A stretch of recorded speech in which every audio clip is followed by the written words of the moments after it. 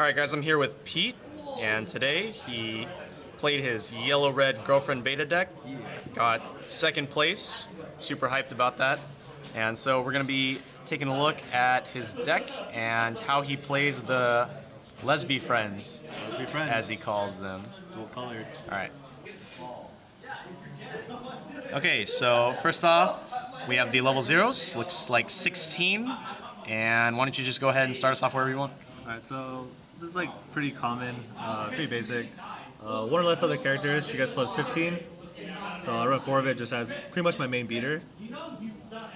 And then this, it's just regular assist 500 in front, but I can pay one to send one level 0 or lower in the front row to the waiting room. That anti-runner. Yeah, get rid of runners and just anything I don't feel like dealing with. Brainstormer, pay 1, mill 4 for each climax, salvage and discard for each. And if another character gets reversed, I can give another girl character plus 1,000. So it comes in handy sometimes.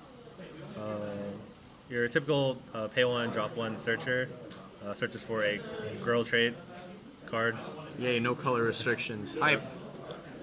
This stupid card. This very stupid card. So it bonds to a specific 1/1 that I'll get to after this, and it gives that specific 1/1 plus 500 and hand for. And it's clock one. And it's a clock one, Yeah. which is a So plus. so no stock cost here. Exactly.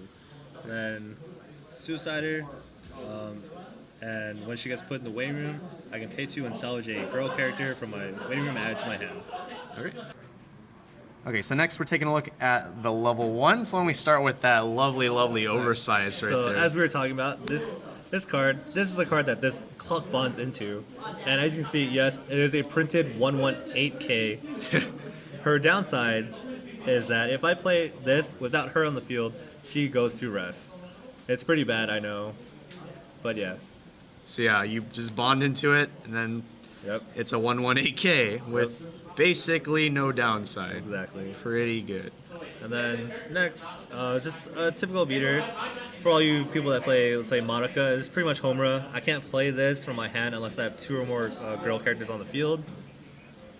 And it's just something costless since all my costs I want going towards this card. Right. And then this card, again, another just beater, costless beater. At the beginning of my climax phase, I have to rest a character for her to attack. Or else she basically just forces herself to rest. Yeah. And then this is a very awesome counter. It counters for base 1,000 and also an extra 500 times whatever level I am. So it's a standard 1015 at level 1, but at endgame I can freely counter for 2,500. Right. Nice. So there we have the level 1s. This card's dumb. Yes, it is. Okay, at level 2, we have these 5 cards. So start with this one right here. Alright, typical level assist, 500 times level in front of the character, and also I can rest this and give another character plus 500. Just yeah. Very just normal. Yeah. Extra 500 sometimes pretty good. I was talking about this card because I love this card. Yeah, this card is a very fun card. Yes, it is a counter. It counters for 3,000 just like a normal 2-1 vanilla, but it has a climax combo, which we'll get to after this. Pretty much when I play the climax, I can pay 1, bounce this back to my hand, and play the level 3 from my hand, and start shenanigans from there. Yeah. And so this climax combos with a win trigger. So it's a yellow climax for a red card, something that you kind of expect to see from Girlfriend Beta 2. They have those double climax combos where 2 cards of different colors using the same climax, and this is one of those cards. And so now we will get to the level 3s, and you guys get to see the other part of this crazy dual climax combo. Okay, so now looking at the level 3s, got 7 of them. So let's start with that second half of that climax combo. Where we left off, this right here is the precursor to this card coming out. So once I play this, I play the climax, which is a win trigger, and once it is placed in my climax zone, I can pay 1 stock, bounce the counter back to my hand, and play the level 3 from my hand onto the field, and it heals 1, and climax combo Still with the wind trigger, on attack, it gets plus 15 until the end of my opponent's next turn, and I can search my deck for a draw card. Broken. Pretty good. And then you still have a 3K counter. Yes, and hopefully they didn't forget that I have a 3K counter in my hand because I bounced it back. Has that happened? Sometimes. Okay. It's like they get over it by a little bit, and then they Just attack like me. 3K counter. I'm like, yeah, I mean, you saw me do this. It wasn't a secret. It's like just like a lot of people forget that Yeah. like this went back to my hand. Yeah. I didn't normally change it to it, and it didn't go to waiting room. Yeah, but you get a lot of value out of that play. Just like, not only are you bringing out a healer at level 2 and searching for a card and getting a fat card, but you also get to keep your counter. So, super good combo. That's why I really like Super that combo. fun. And they're both rares, Yes, right? they are. It's so cheap. So cheap. Oh my god. Okay, that's not cheap though. No. This is a typical Musashi ability.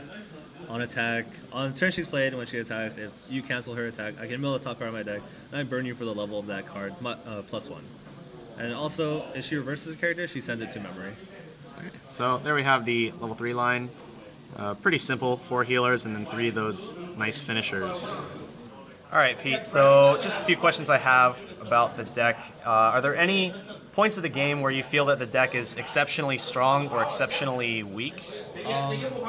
Strong wise, I feel like I'm pretty good 1 going into 3 because right now, since that 1/1 bond combo is pretty strong, and for all the games I played today, I did feel like I didn't really struggle when I had those out. I felt like it was kind of hard for my opponent to get around it, power wise, and so I was able to just sit behind them like throughout all my games. Okay. And then weak points, nothing specific that I can really say. It's just like if I don't get the cards, which it could happen, and I'm kind of stuck because I kind of really rely on those combos for the deck to run smoothly. Okay. How good do you think the deck is in terms of getting out of those situations where like you don't get the ideal hand or something like that? With the cards I run, I feel like I could get out of those situations pretty easily, which I did kind of do today, like because for the most part, I usually draw into the Bonder, and I have a 1/1 in the graveyard. But there are times when I actually have to just either search out my Bonder or search out the 1/1 just because I want to play it. Same thing with the 2/1 changing into the 3. Sometimes I don't always have those pieces, and I have to search for them. Okay, so going from there, are there any cards that you think you would want to run more copies of, like you didn't run enough copies? Definitely. After playing the deck for a while now, I run more of these cards. Definitely, I think I want to max this out. I'm running this at 3 because I thought, I should be able to get it by the time I want to play it. But after all this time playing, I think I really just want to go ahead and put 4 in, just so I can really make sure that I can get the climax combo change off. Okay. Anything besides that one? And then also probably want to max out this too. I mean, like most content players, they want to max out Musashis most of the time. I did max this out just because I didn't have a 4th one, but I think now I will definitely try harder to get a 4th one just so I can see it more often, because I figure with all the search and salvaging I can do, I don't see it enough as I would like to, so I definitely probably want to max this out too. Okay. Do you have any last thoughts or comments in terms of how you did? I think I did fine. Just my last match, I got a little unlucky and maybe like a misplay. But other than that, this is a very stupid deck. It's a very stupid level 1. Yes, every game or any person that I come across that I play this deck against, when I get to level 1, I feel really bad when I drop my 1/1 or when I bond into the 1/1. And I was like, I'm sorry, I know this is really pretty broken, but bear with me. Okay, cool. And there we have it, guys. This has been Pete's girlfriend beta deck, and we'll see you next time. Bye.